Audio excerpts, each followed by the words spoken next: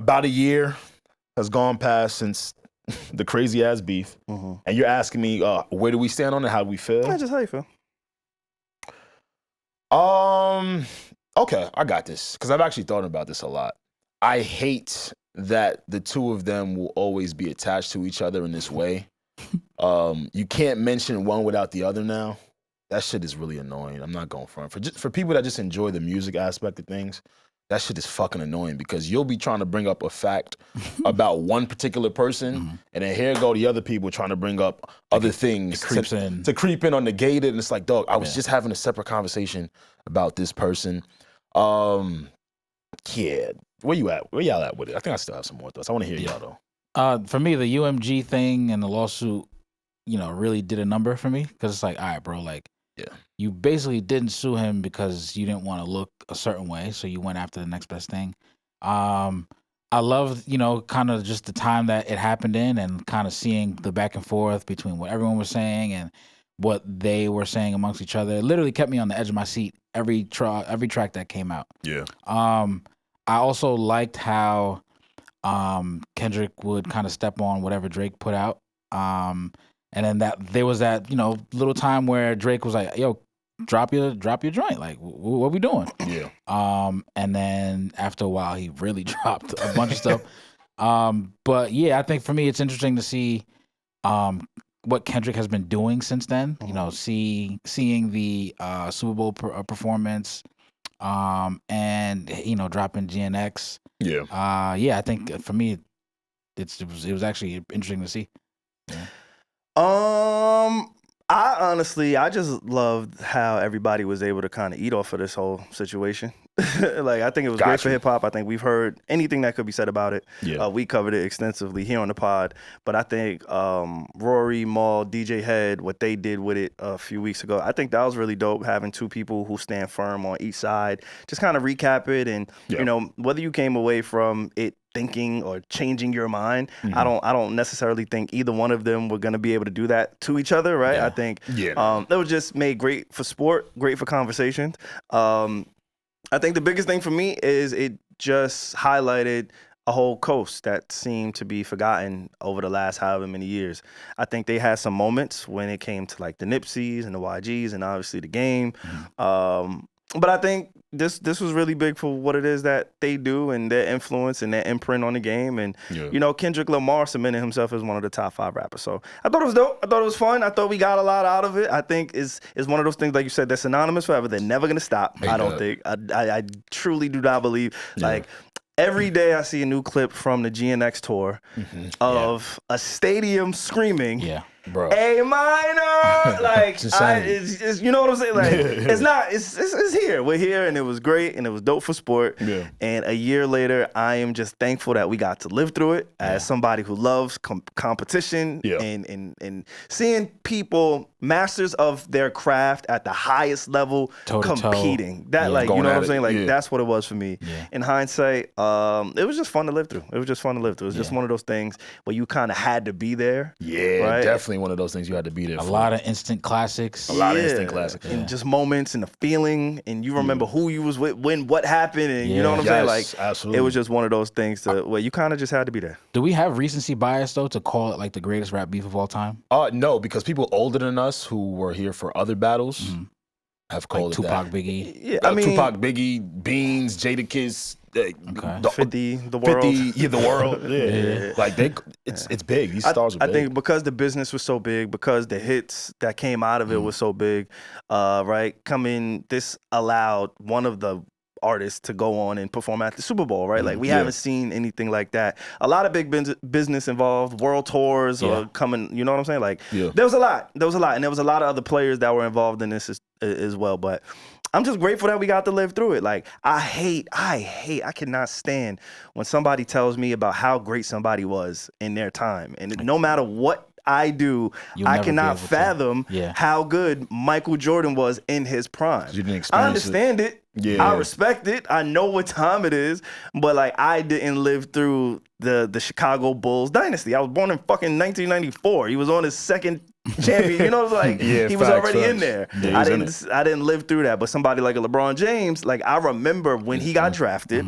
I remember his first stint in Cleveland until now, right? Like Miami. I got to witness that greatness is something that I could speak to. Yeah. And this is one of those moments where it's like 10, 15, 20 years down the line when people are fucking sampling Kendrick, when people are sampling Drake, and my kids, your kids is talking about, oh, why does this make you feel like this, Dad? And it's like, let me tell you where I was when he dropped this shit, right? Like that's one of the things that I love about this shit. So a year later, it's dope, and I can't wait to see what continues to come from this, because I don't think it's over. Drake, whatever contract he's in, he cannot stop dropping music. Nah, he's not done. He's not allowed. Yeah. You know how I feel about A$AP Rocky reproducing? Yeah. He's just trapped in a basement and forced to do this. Going and going. Right? Like Drake is forced to just stay in the studio and record music and give more because this is just what it is. I'm excited for his next album.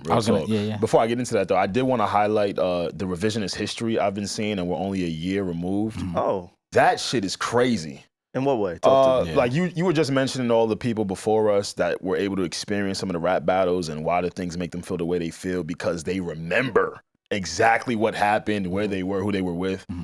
I cannot believe how our generation is moving the goalposts, reshaping what occurred, who won, who lost. We have love for both of these artists. After Not Like Us, it was over, y'all. Okay, I'm seeing certain people on social media, oh, why didn't Kendrick respond to the Heart Part 6? And I'm just like, fam. Because it was already done. Are you reading the room? It was almost like it's not worth it for me to respond to this when clearly, that's when they stopped putting out. Now, with that to the side, we're probably going to get the most motivated Drake we've gotten since probably maybe Views. Okay, if that is the case, right? Maybe Views. Do you think it'll still be as effective? And who will he be directing his energy towards? To everyone. You gotta understand it, right? We've already heard Kendrick's side of things. Okay. We got GNX. He's on tour right now. He continues to tell us that he don't fuck with him. We've gotten how Drake feels, but they've been bad moves. And they've been quick bad moves, right? Whether it be a Instagram post here or a live stream here. On his album, we're all gonna take a seat and eat some popcorn. All right. Right? Now that we're here, let's talk about it. Let's talk about this, because I haven't really processed or thought about what the next solo Drake album looks or sounds like, right? Yeah. And it's funny because we always talk about CLB on this podcast. I love the fucking album. I think it's aging amazing. And I hate There's another song from there that we actually wanted to talk about too. But if we look at Drake's catalog and his discography, one thing Drake has always done, he's always leaned heavily on features, right? All of the people that he featured with and vice versa over the years, they were quiet. Most of them were really radio silent, quiet. Yeah. All of Atlanta was indicted in the biggest diss song of all time, right? Like we saw Future, how he navigated, how he kind of played a pivotal role, and he was the first domino to fall, right? So we see all of his peers. This is the first time we kind of seen him on an island. Somebody like a Rick Ross, right? Him and Rick Ross had an amazing chemistry together, made amazing songs together. I'm pretty sure he was actually on CLB with Drake.